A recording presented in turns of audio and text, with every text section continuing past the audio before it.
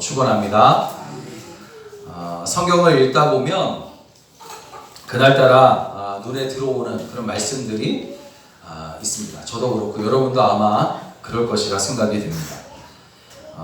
대체로 하나님의 사랑이라든가 함께 하심이라든가 풍성한, 또 보호하시고 위로하시고 소망을 주시는 주님이라는 이런 말씀들이 성경을 읽다가 등장하게 되면 그 말씀에 은혜를 받고 또 힘을 얻으며 또 소망을 받는 그런 모습들을 우리가 많이 봅니다.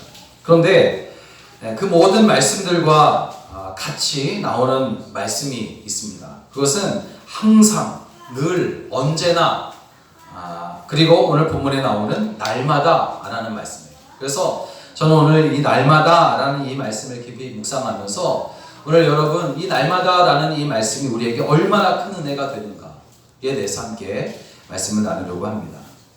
날마다 라는 말은 어떤 특정한 시간이나 정해진 시간을 말하는 것이 아니라 모든 시간, 매일매일의 시간, 매일매일을 의미하는 그런 말이 바로 날마다입니다. 다시 말하면 하루 온종일이 될 수도 있고 모든 날, 모든 시간, 모든 순간을 말하는 것으로 일시적이거나 잠깐 무엇인가 하고 나서 멈추는 그런 시간이 아닙니다. 이 날마다 라는 말 속에는 그래서 성실하다 라는 말이 있고 또 멈추지 않는다, 한눈을 팔지 않는다 하는 그런 의미까지 이 날마다 라는 이 말씀 속에 내포되어 있습니다. 특별한 날을 정한 것이 아니라 날마다 특별한 날로 또 살아가는 것, 그것이 바로 이제 날마다, 성경에서 말하는 날마다 라는 뜻입니다. 그리고 이 날마다 주님과 함께 라는 말은 세상 사람들과는 이제 다른 차원의 삶을 이제 날마다 살아가는 것을 의미하기도 할 것입니다. 오늘 그리스도인들은 이 날마다의 삶을 그리스도 예수 안에서 나를 참으로 복되고 가치 있게, 그리고 때로는 멋있게 살게 하는데 투자해야 할 것입니다. 그러면 성경은 우리가 그리스도 예수 안에서 날마다 어떻게 살아야 할지를 알려주고 있는가에 대해서 말씀을 함께 나누겠습니다. 첫째로 사도 바울이 오늘 본문에서 내가 날마다 죽노라 그렇게 고백하고 있어요. 따스합니다. 내가 날마다 죽노라. 여러분, 모든 사람을 공평하게 만드는 단어가 있잖아요. 그것은 시간이라는 단어과 죽음이라는 단어예요. 그러니까 모든 사람에게 시간은 공평하게 주어지고 죽음 역시 다 공평하게 주어지는 거예요. 사도 바울은 우리와 똑같은 사람입니다. 그의 목숨도 우리와 같이 하나뿐이에요. 그런데 오늘 본문의 말씀 보니까 그는 내가 날마다 죽노라. 나는 날마다 죽노라. 어떻게 사도 바울은 이런 말을 할 수 있을까 하는 겁니다. 물론 사도 바울이 나는 날마다 죽노라 라는 이 말은 세상 사람들이 생각하는 죽어서 땅에 묻히는 죽음을 의미하는 것이 아닙니다. 부활의 확신과 소망을 가지고 하나님의 뜻을 날마다 새롭게 순종하기로 다짐하면서 우리에게 주어진 모든 시간, 모든 날들을 예수님의 이름을 앞세우며 살아가겠다고 하는 그런 다짐이며 결심에서 나오는 고백입니다. 자신의 욕심과 정욕 그리고 죄악을 매일같이 십자가에 죽이고 매일같이 우리 주 예수 그리스도의 이름으로 다시 살아남으로 하나님의 거룩한 삶을, 하나님께서 주신 그 거룩한 삶을 내가 매일같이 살겠노라 하는 그런 고백이 바로 내가 날마다 죽노라 하는 이 고백입니다. 결국 그가 날마다 죽는다 라고 말하는 것은 매일매일 예수님의 이름으로 다시 살겠다라는 것을 의미하는 것입니다.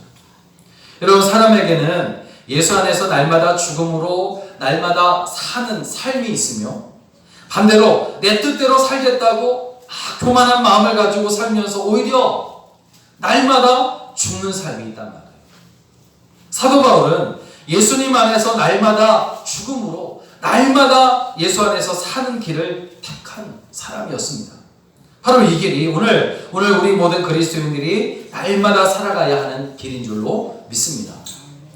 내게도 자존심이 있지만 하나님의 뜻을 위하여 내 자존심을 버리려는 생활, 그리고 나의 명예와 체면도 소중한 것이지만, 그렇지만 하나님께 영광을 올려드리는 것이 너무나 귀하기 때문에 나의 명예와 체면, 자존심도 버릴 수 있는 생활, 타인에게 나의 정당함을 변명하고 변호하기 위해 싸울 수도 있지만, 그러나 참고 용서하는 그 생활이 모두가 다 날마다 죽는 삶인 동시에 우리 주 예수 그리스도 안에서 날마다 다시 사는 삶인 줄로 믿습니다.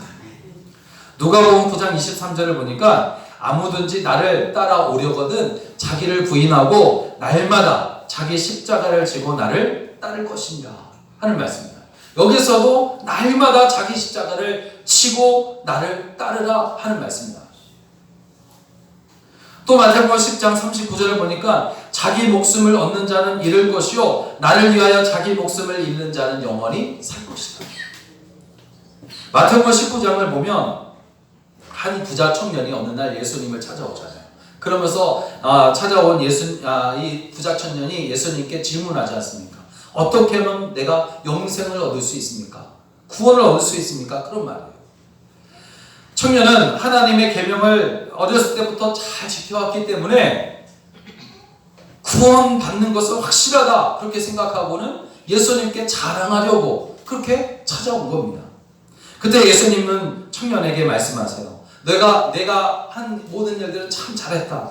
이제 마지막 하나 남은 것이 있는데 모든 것을 다 팔아서 가난한 사람들에게 나눠주고 그러면 하늘에서 보화가 내게 있을 것이다.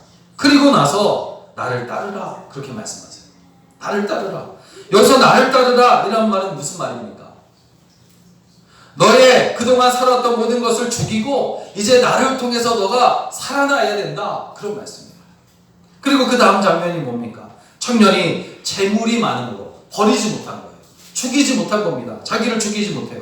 재물이 많음으로 이 말씀을 듣고 근심하여 돌아갔다 그런 말씀입니다. 여러분, 우리가 인생을 살아감에 있어서 최대의 장애물이 뭔가 그렇게 생각해 봤어요. 그 환경도 아닌 것 같습니다. 다른 사람의 어떤 그런 유혹하는 그런 것도 아닌 것 같아요. 바로 나 자신.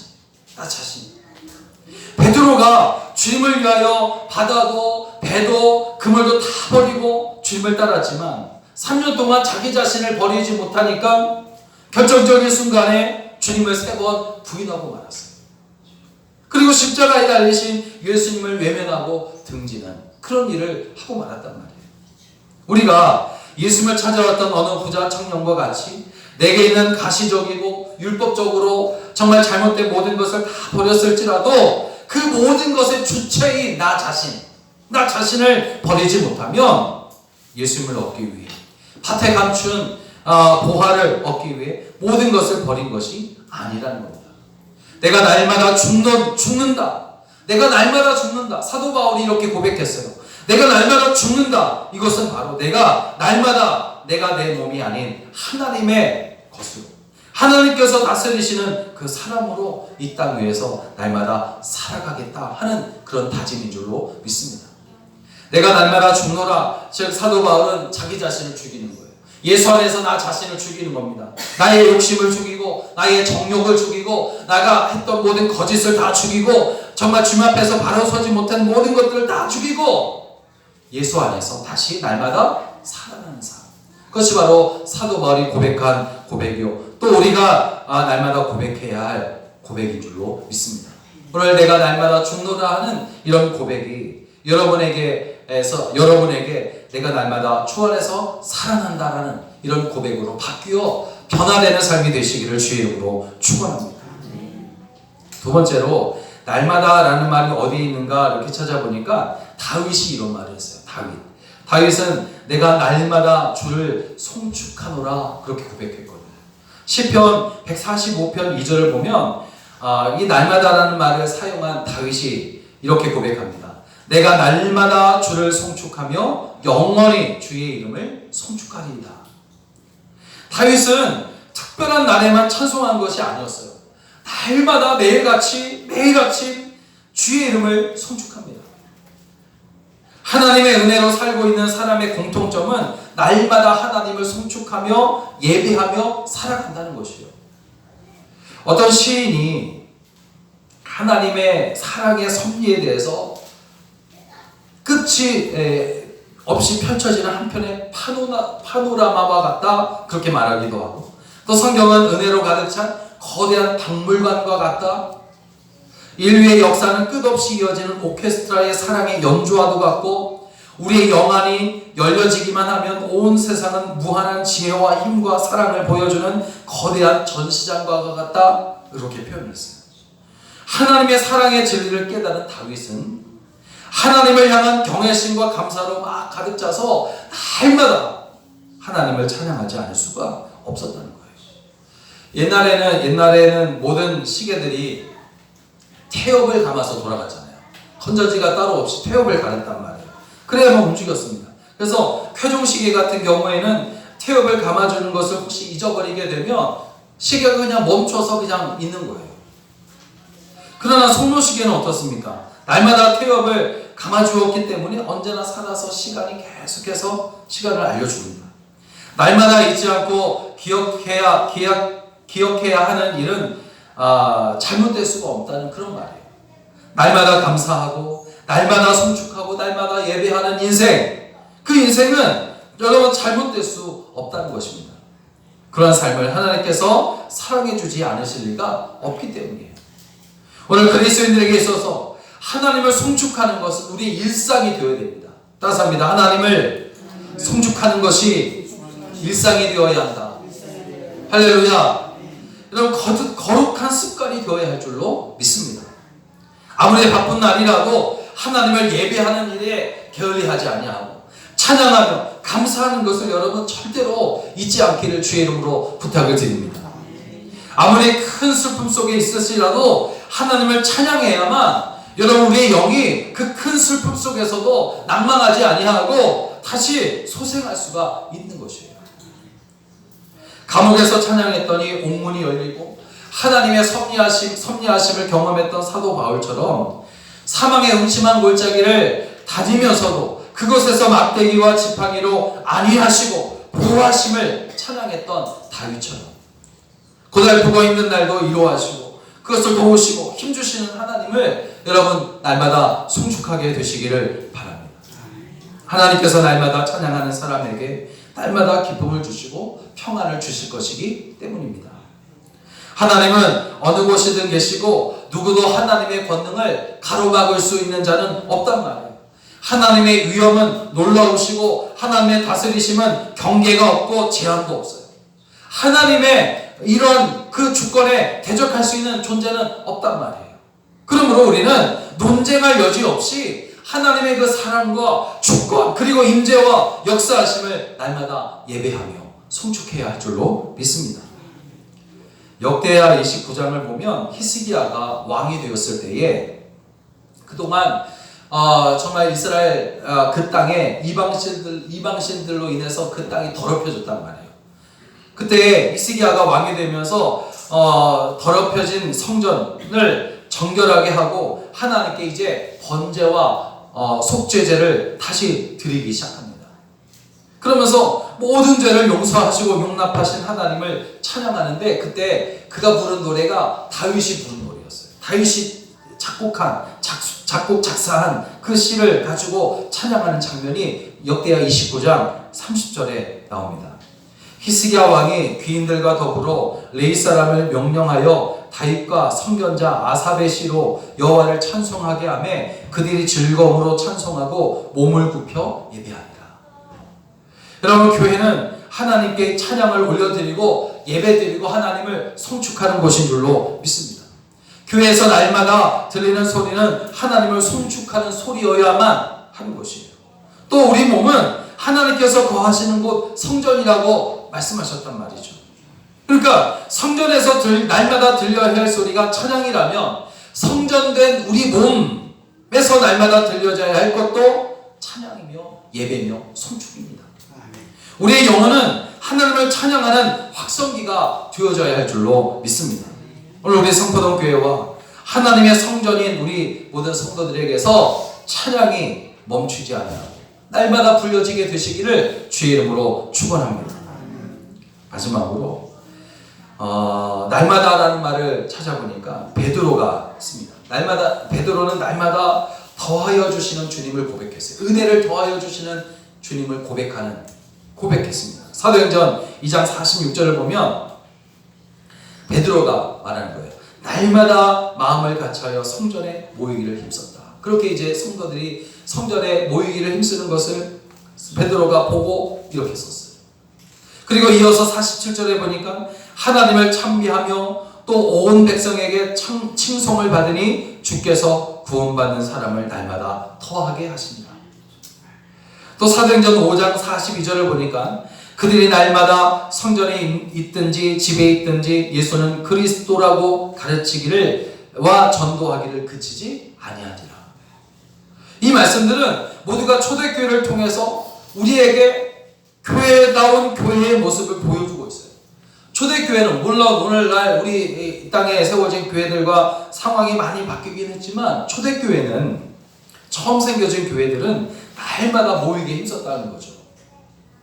신앙생활을 위한 모임에 어떤 부담이나 거리낌 없이 그렇게 매일같이 교회에 모였다는 겁니다.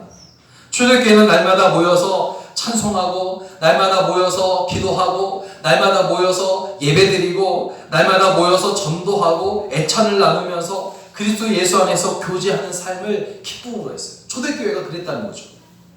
이러한 삶은 백성들로부터 사람들로부터 칭송을 받게 되었고 흠모의 대상이 돼가지고 전도의 문이 열려지면서 날마다 구원받는 사람이 더해져 갔다. 그게 이제 초대교회의 모습이었다는 겁니다. 물론 지금의 교회와 많이 이제 다르긴 하지만 여하튼 오늘날 우리 성포동 교회도 이 땅에 세워진 모든 교회도 이렇게 모이게 힘써서 함께 모여서 찬양하고 함께 모여서 기도하고 정말 함께 모여서 예배하는 그런 삶을 또 예배를 통해서 이루어가야 할 줄로 믿습니다. 참된 교회의 모습은 이렇게 참된 교인들이 본이 되는 활동으로 날마다 구원받는 사람들의 수가 늘어나는 데 있다는 것이에요. 옛날 어떤 임금이 민심을 살피려고 사람들이 많이 오고 가는 길에다가 큰 돌을 하나 갖다 놓고 숲속에 이렇게 숨어 있었다고 그래요. 그리고 지나가는 사람들을 살펴봅니다.